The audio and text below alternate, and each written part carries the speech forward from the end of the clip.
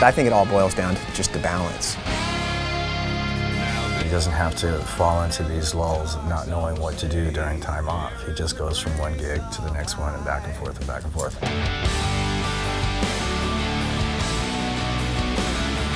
I contacted him, I sent him the demos, and about a week later he sent me back a demo with the vocals on it, and it was a song that turned out to be Starlight. Oh, Starlight, don't you cry, we're gonna make it right. If you're just sitting in your living room on your computer listening back to a demo and then you hear that vocal, you're like, Jesus Christ, that's awesome. The Slash stuff is using a lot of my upper register, which in some ways is easier for me because that's where a lot of my power is. He's good about saving his voice, but it doesn't look like it's overly disciplined to the point of being anal. My middle section is actually the hardest part, and that's where a lot of the alter bridge material sits, is right in the middle. It can actually fatigue my voice quickly if I'm not careful. He's not physically hard on himself anyway. We don't have like a lot of drugs and booze and all that kind of stuff going on. I spent most all of 2009 locked in a room working on my solo record. At first it was great, it was liberating. It's like, I can do whatever I want. I can make a polka record. And then there just came points, especially with arrangements, it's like, well, should this bridge go here or should we, you know what? And I didn't have anybody to bounce that off of. My dog, he was there the whole time, but there's something to be said about coming at things from a different perspective and finding common ground.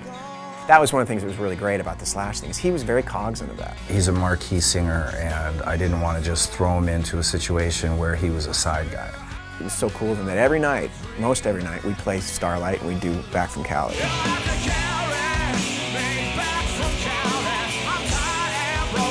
Those were always in the set, because there was a little bit of me in that as well, and that really meant a lot to me, and the fact that also the alter bridge song was in there.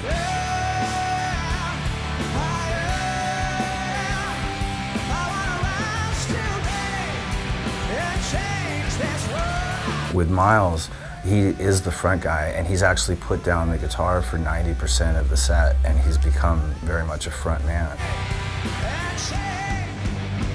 Anytime there's something where he needs to come front on the guitar, he's totally capable of doing that. He's passionate about his music, and he's talented, and he's spent a long time grafting away. Send me more files about 4 a.m. I am extremely hard on anything that I'm a part of. What a night. Success would be that we go out and do this tour, and first of all, I remember the lyrics and remember my guitar parts. No, honestly, I think it would just be the people who show up to the shows feel like they got their money's worth. There's interest in more Alter Bridge World Touring, Slash World Touring. Of course, that goes into next year. We have to somehow make all that work seamlessly. It's a lot of work.